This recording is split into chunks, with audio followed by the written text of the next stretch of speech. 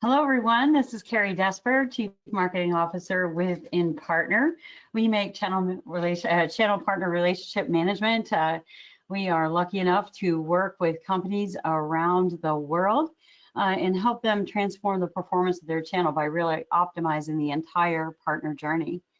One of the best things about that is it also means that we work alongside some of the top channel strategists and thought leaders around the world, people who make the headlines and who are sitting by the side of top channel chiefs everywhere. And we've recently formed the Channel Chief Advisory Board to bring together some of those thought leaders and really make sure that we have a constant, steady drumbeat of thought leadership as all of us work to build our channels. And certainly right now, as all of us work through this really unscriptable period of time, my goodness, what a challenge. As a marketer, I'll tell you, it's like the marketing Hunger Games. It is really something.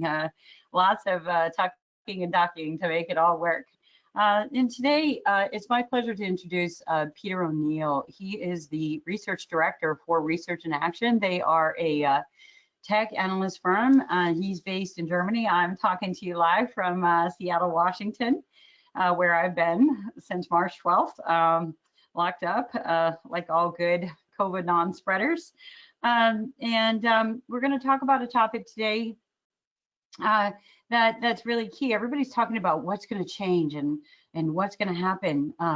But as we enter in this midterm period, I don't think it's short term, we certainly aren't in the long term, but we're in some midterm period. Today we're really talking about what's going to stick. So as all of us are out there thinking about what am I going to do in the midterm? What am I going to do as I move to the long term? Our topic today is what's partner relationship management going to look like moving forward? What are the key trends that are going to stick? So it's my pleasure to turn this over to Peter and talk about 7 things you've outlined, Peter, that people really need to be looking out for to make sure their channel is ready. So without any further ado, Peter, take it away. Lovely to have you here. Hey, Kerry, thank you very much. I'm sorry to hear that you're locked up there in Seattle, but hopefully we can still exchange information, and looking forward now to spending the next 20 odd minutes maybe talking about COVID-19 crisis and what it means for partner management. I'd like to start, I'm an analyst and all analysts like this. I'd like to start with a sort of definition, just a sort of a ballpark description of what I'd like to talk about. I'd like to use the term channel enablement and marketing because there are many processes that are involved for a manufacturer or a vendor who are distributing their products and services through partner organizations as their indirect channel. The 2 categories that are most important to marketing professionals are channel marketing and channel enablement, as you can see described here on this slide. Channel marketing is brand and asset management, where programs and promotions and leads are managed both up and down the channel. And channel marketing is also often called local or distributed marketing, or sometimes even TCMA, through channel marketing automation, when you're actually deploying automation products to support that process. Often the channel partners are closely linked to the vendor as maybe geographic subsidiaries or as even exclusive distributors or agents. Now, vendors distributing via independent partners have much more complex challenges. In addition to the TCMA process, they must also manage processes around the partner relationship itself: recruitment, registration, classification, contractual details, information exchange, and more. This process family is known as PRM, Partner Relationship Management, and it has many similarities with CRM. Increasingly, channel marketers also want to include marketing processes into their PRM project requirements so that they can enable marketing colleagues in the partner organizations to leverage the same content and programs that they use in their direct marketing. So the main topic for today's webinar is what's changed in channel marketing and enablement due to the current crisis, and maybe more importantly, will any and which ones of those changes become permanent? Now, in Q2 of this year, we all experienced the first phase shown here, Not all at the same time, though. It was first Asia, then Europe, and then, maybe now, the US. And some countries and some companies were humble enough to want to learn from the early adopter experiences in other countries or in other companies.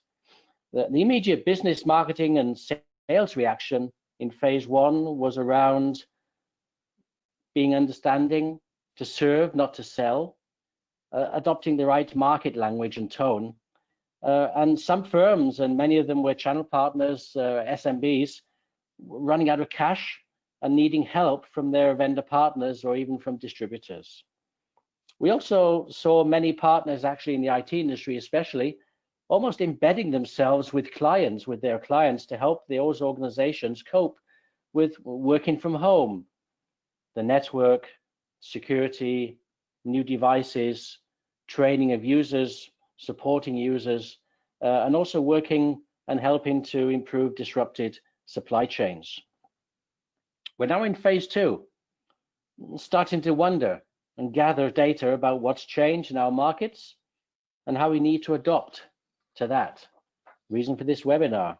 In phase three, businesses will need to start to make new plans for the next years. They'll gather new research to identify which markets they should focus on, and perhaps running down existing marketing plans because that industry that they targeted is itself in crisis and maybe no longer interesting as a business target. Now, Winston Churchill was not being cynical when he said what is written down here. He said it when he was supporting the proposal to form the United Nations organization after World War II. The results of a crisis do create some sort of a greenfield site, enabling something new and innovative to be created. And I'm sure that we'll see dozens of new businesses created in the next 5 years that probably could not have happened before COVID-19. Now, at the end of last year, so before COVID-19, we fielded a global survey asking around 1,500 businesses about their channel marketing and enablement projects. And here's what those 1,500 respondents named as their number one investment area. As you can see, it was already about improving sales, marketing, and business management of the channel, of managing channel partners. Now, interestingly, item number 6, and by the way, this number 6 out of 15 options that we offered in the survey, item number 6 is involving partners in our own digital marketing programs. So already modestly high. In my most recent discussions, I'm finding that this item has become even more important, and I expect that to stay so in the future, as digital business begins to dominate marketing and business relationships as a whole. I'll be coming back to this point later. The survey also asked about the company's plans to invest in brand new or upgraded software solutions for their channel enablement and marketing processes. The results show that there's a clear intention to invest or even reinvest in these technologies. I apologize for not having labeled the bar chart values, but if you add the bottom 2 orange bars of people migrating or implementing their first TCMA solution, you're adding 34 to 23% to get a total of 57% of companies planning to invest in channel marketing software. Nearly 60% of those will be migrating from an existing solution that clearly does not meet their needs. Based on my evidence of asking this question for many different topics, I do lots of different marketing automation surveys through the year. These are large numbers, meaning there is a lot of investment planned and a lot of churn among the vendors as well. This was the status before the COVID-19 crisis. The same is with channel enablement, PRM. A total of 56% of the companies plan to invest in a new software solution, while more than half of those will migrate from their existing solution. In fact, only 10% of the respondents do not need PRM at all. And during the current crisis, this interest has definitely not slowed down. In fact, some of the vendors I talk to at the moment in this market are enjoying great business results. But another question that we asked of the 1500 gave a different, clear marker. The business buyers prefer a channel management software platform that covers all of their needs: partner marketing, partner management, and even partner sales. To be honest, the current vendor landscape does not really reflect this market need. Most of the vendors still focus on either channel marketing or channel enablement. In my briefings with the vendors, I often test them with a question, something like, how do you handle affiliate partners then? And the response is mixed. The vendor landscape is therefore quite highly fractured with deep specialization, and I'm not really confident that all of the vendors in this market would be able to react to the disruptions I'm talking about today. Because in the future, manufacturers will seek a channel platform that can support a highly volatile partner community through a much more complete business cycle, from connection to order processing to service delivery. So I expect channel enablement and marketing software in the future to also morph to a more general platform for, let's call it, partnership automation in a quite different partner management world. Well, how different and why? Well, I like to describe how I see this transformation under 7 separate trend headlines. Over time, all of these aspects of channel management are moving from the left side of the slide you see here to the new or emerging state described in the right side. Let's be honest, for decades, channel enablement and marketing was just a peripheral process in most industries. The mantra was, first we sell direct, and then we'll find some partners, which was fine for most firms then because they were selling physical products, or at least on-premise software, a type of physical product, and needed knowledgeable sellers to present and position the offer to buyers. The people responsible for the channel side of the business were usually working in their own silo, often outside of the view of marketing or even sales management, usually not considered to be a strategic part of the company even. But now, well, almost every industry is morphing to an as-a-service business models. And buyers are pulling the service based on their own research. But hey, channel partners are not being disintermediated. That was the strange word and cliche invented back in the 1990s when the internet took hold and everybody was writing about e-business and e-commerce taking work away from channel partners. If anything, the channel has become even more influential and advocational for businesses. But the business model in the channel has changed too. And they're more likely to live off revenues earned from the end user than from the manufacturer they now occasionally represent. And in addition to resellers and distributors, we now have channel players called affiliates, referrers, associations, communities, groups, ambassadors. So this transformation has already hit the tech industry bad. Early last year, I remember sitting on the top floor of the Salesforce Tower in San Francisco. Those were the days when we could travel, and reviewing the briefings I had heard that day. They told me that they planned to work with over perhaps 250,000 new partners in the near future. 250,000 new partners. It was the only way that they can double the revenues in the next 5 years, they said. Now they know that software as a service is not necessarily a reselling market. Only around 30% of SaaS revenues are booked by partners compared to the old software model of around 70%. But they still realize that their future success will depend on the recommendation and influence of many new intermediaries, most of whom the vendor will not even know or recruit formally as reseller partners. There could be lawyers, they could be tax advisors, estate agents, realtors, you call them in the US, financial advisors, basically to cite the nursery rhyme, the butcher, the baker, and the candlestick maker.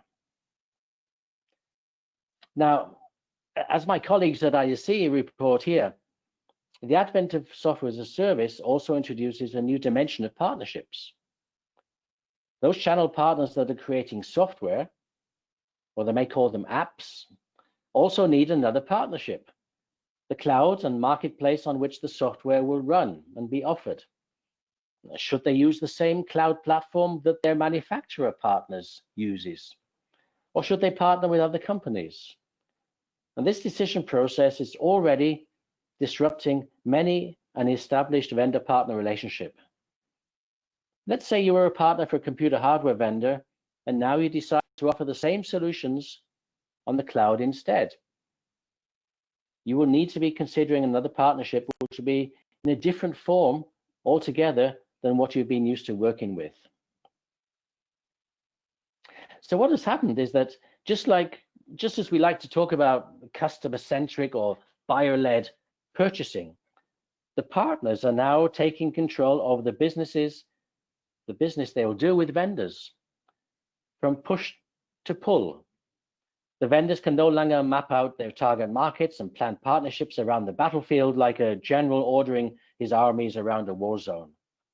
The market, the partner communities, run the new game. So we will see these other trends also happening over the next years in industry after industry. I'll give you some examples. The Swiss company, software company Veeam. Veeam provides sort of cloud data management software, and they lead the industry segment. They work with over 70,000 partners around the world. And they don't have hundreds of partner recruiters and managers to handle this volume. They must rely on a software platform to do that. And their channel enablement platform includes a concierge program in recognition of trend number 4 on this slide. The program provides relevant information to a concierge partner and also rewards that partner. And I know that one of your clients, Kerry, TeamViewer, headquartered in Germany, has similar challenges. And it's not only the tech industry. When I talked to one of the global leading manufacturers of industrial bearings, Schaeffler Group here in Germany, they found that their new sensor technology has created a whole new set of new markets for them as an Internet of Things, IoT, data provider. For example, the sensors they have installed in trains is now being combined with AI technology to provide important maintenance data about the railway tracks themselves underneath the trains, which they can sell on to the Bundesbahn, who maintain the infrastructure. Schaeffler continues to be a manufacturer and supplier, but now also have a data service business through new partnerships. As a service, it's happening everywhere.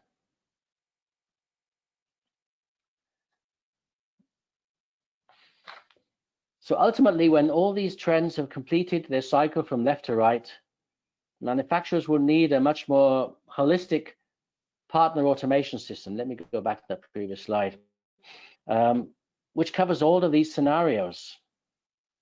I say much more because till now, most channel software has been focused on just one or two of the family of processes under channel enablement and marketing. But now, as the buyers have told us in the survey, and I think this is going to be very important, channel marketing software, channel enablement software needs to support many, many more processes. And that really was my background thinking to the research that I did at the end of last year. So that was the bigger picture. Most of the trends are the result of changing expectations on the buyer side and the proliferation of digital channels across all businesses and all industries.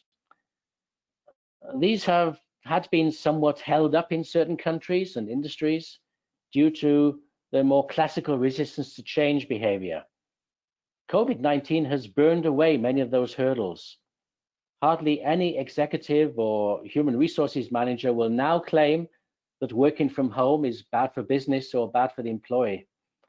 Companies have learned quickly to continue most of their business relationships, both internally and externally, through digital media. Here are the most important things I see that are here to stay. The business imperative will become provide the optimal customer experience. Now, this will be regardless of channel, because customers have made clear that they expect to be able to use the channel of their choice for all types of interaction. That means analog and digital channels. It means direct sales or indirect channel partners. Those customers are basically making the decision who to work with, who to talk to. So manufacturers will need to ensure that also their channel partners are part of that experience, and therefore need to provide maybe customer insights to them to improve the experience. I've already seen some manufacturers offering their own inside sales resources even to relieve partners during their sales process, where sometimes more detailed discussions can be handled by the inside sales organization, who are better informed and better trained than actually spending time with employees in the partner organization who don't have that depth of knowledge about products or services that they're responsible for. So partner management platforms will help manufacturers to manage thousands, tens of thousands, perhaps even hundreds of thousands of partners of all types, without making 80% of them feel inadequate because they're really only a silver tier partner and do not warrant personal attention. A lot of the personal attention these days can be covered through self-service and automation, automated bots and information and insights provided through automated systems. And so that feeling of dissatisfaction will go away as well. And occasional partners will be treated adequately and fully, as well as strategic partners. Now, there's even a larger boom going on in the topic of sales enablement. Investments in sales enablement are booming across most industries at the moment. Now, clearly, sellers must now interact with buyers digitally, remotely, and the signs are that buyers like this new behavior and will prefer it to become permanent. So they'll focus on those suppliers who do have the capability to support them because of sales enablement programs internally. Also, many companies have realized that sellers are now sorely tempted in this crisis to buy their own tools for digital interaction. And so they're rushing out their own sales enablement platforms to ensure consistency, governance, and even economic investments. But as I tell every client that I work with on sales enablement, channel enablement must be part of the sales enablement program. The channel is as much the sales organization as your direct sales organization. And they should be as much a user target, a user base for those projects. Not every company I talk to agrees with that and plans in that way, but I'm doing my best to make sure it's happening. Last but not least on this slide, maybe something that's not so obvious. There's been a lot of work in the last few years in marketing organizations around account-based marketing. ABM is the concept of selecting valuable target accounts and then consolidating information and resources to grow business in that account. This is a simple sentence, but behind it is a quite complex programmatic application and quite a few technologies. It's supported by technologies nowadays that support data collection, insights, predictive analytics, marketing program consolidation, and even sales enablement. Now, up until now, in terms of partner management, the most strategic partners of a manufacturer would usually just warrant extra staffing for the relationship, maybe a better margin, and maybe some special project facilities.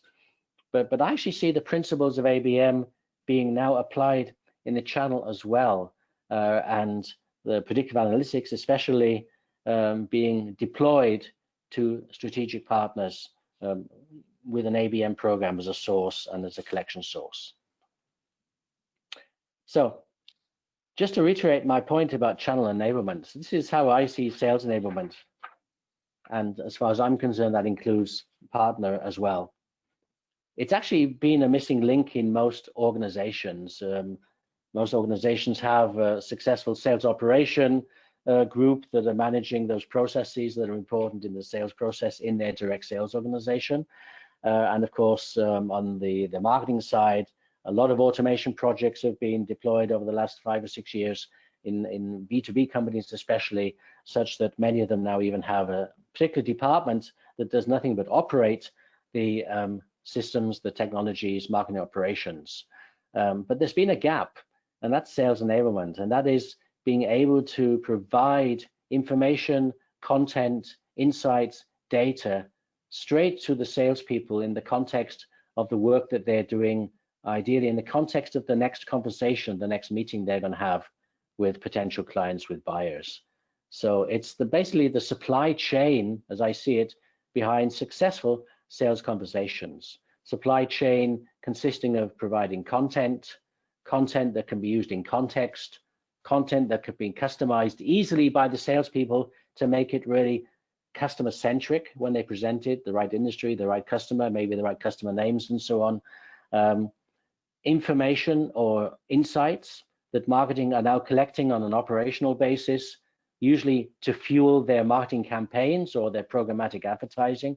Those insights are just as valuable and creative for the sales organization. And so sales enablement should include providing those insights, information about customers' propensity to buy, about a buying team, about consolidating activities across the buying team so that you can see the true account-based picture of your project, providing that to sales and helping them to be best informed when they go to their meetings, when they have their meetings with potential buyers. So all of the things I've just said over the last, 2 minutes about sales apply equally to sales partners like your channel partners. And there's no reason why companies should not be sharing this information more and more with channel partners. And I know that this is a great need from channel partners to be included and embedded in these types of systems. So actually, coming to the close, maybe at the moment, I mean, COVID crisis, there and back.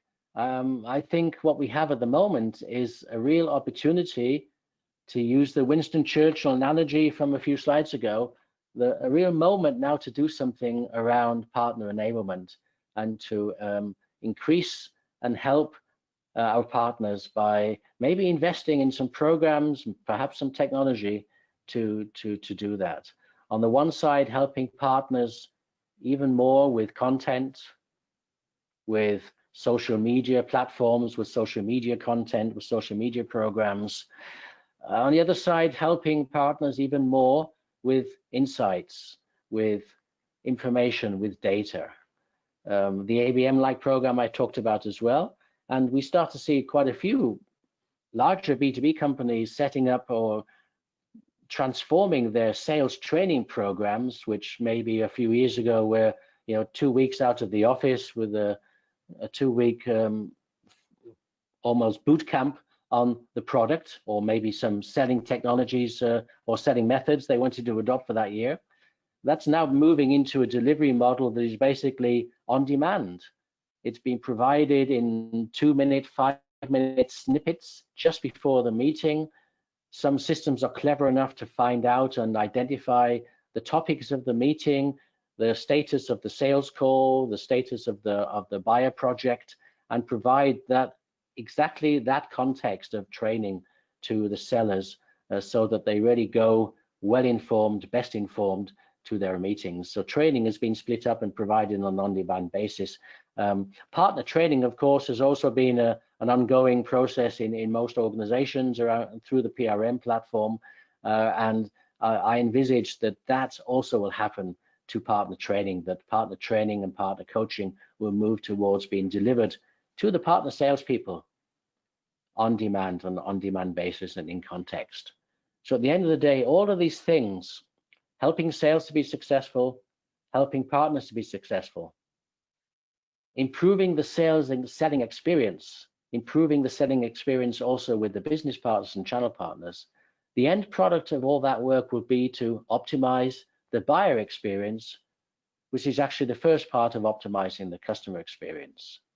And so I said at the start that the mantra of most businesses, most industries is optimized customer experience. So I think with that target in mind, these are the reasons and these are the latest trends going on around partner management, channel management, and enablement.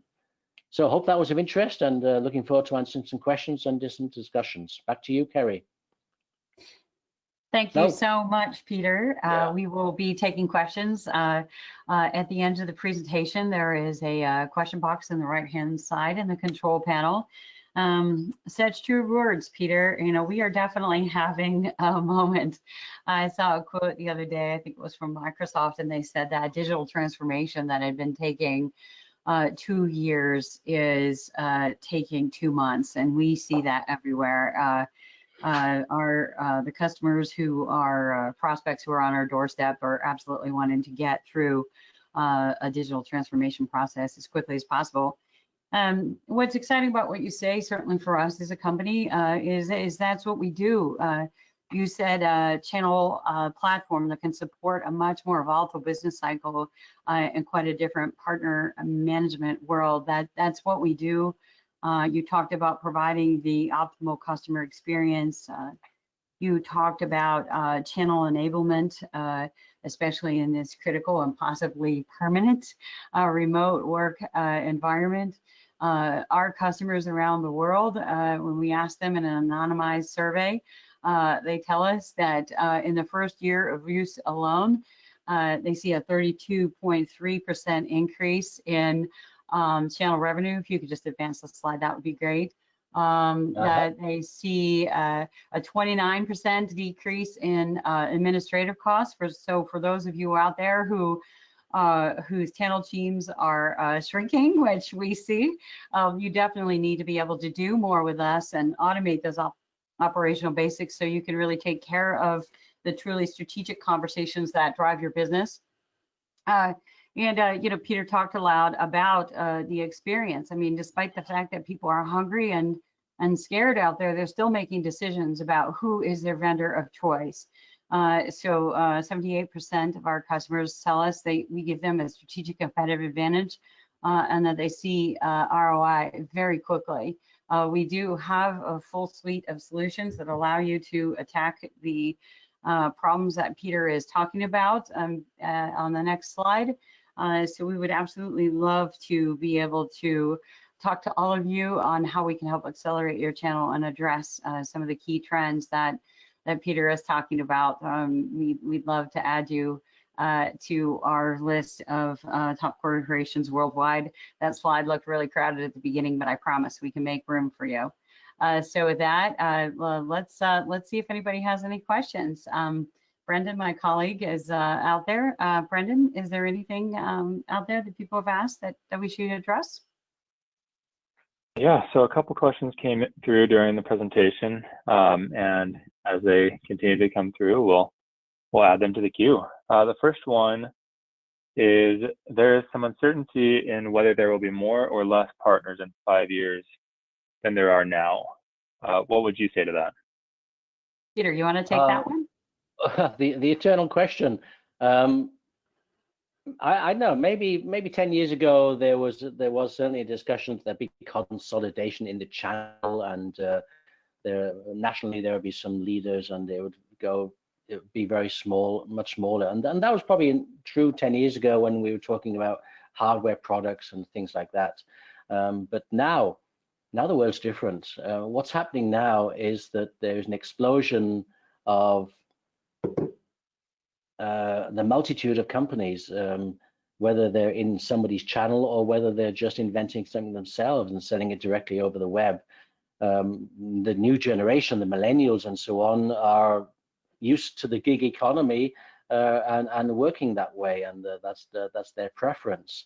Even larger companies are creating subsidiaries of app developers to have special service apps that are maybe a separate business that not only service their own customer base, but maybe can be used in other customer bases in the same industry because the offering is popular.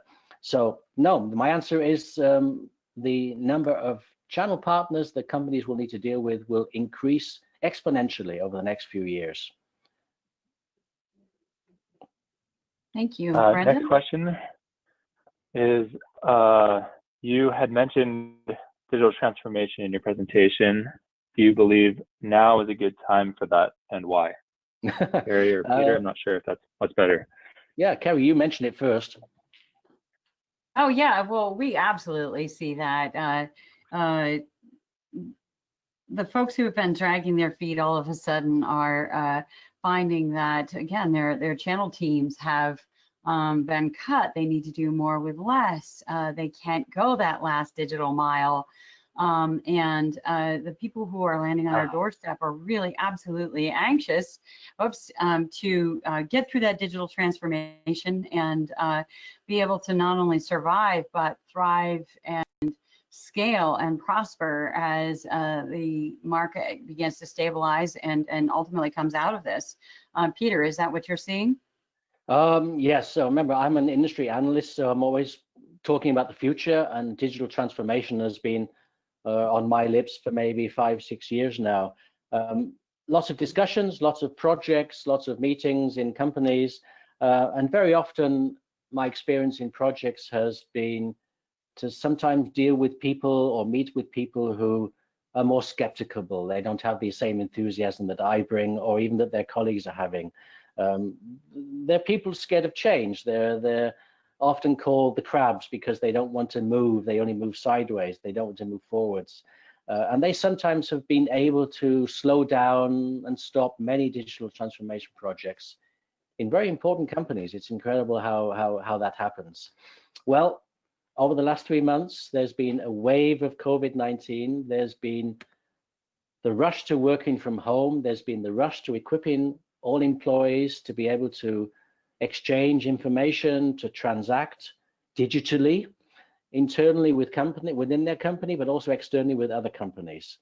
So those crabs have been washed away by that surf. The digital transformation has now been compressed in almost every company into a very urgent process, and it's not reversible. So there should be no praise for the COVID-19 crisis, but one of the probably the more better conclusions out of it is that digital transformation has truly happened in most every company. And if there's any company out there that is still against it, I'm afraid they're not really going to be successful in the next 5 years. Sage words, such true words. And I think, in the spirit of what's really going to stick, let's end on that. Digital transformation is here to stay. And if companies want to stay ahead and really be able to survive, thrive, and prosper in this current and post-COVID environment, that is definitely something that people need to get on. We would love to talk to you if we can help your business. And Peter, I know you're always there for coaching and counseling to help businesses figure out what to prioritize and what to do. So thank you very much, everyone, for joining us today. And we look forward to our next discussion. Thank you, Peter. Bye. Bye.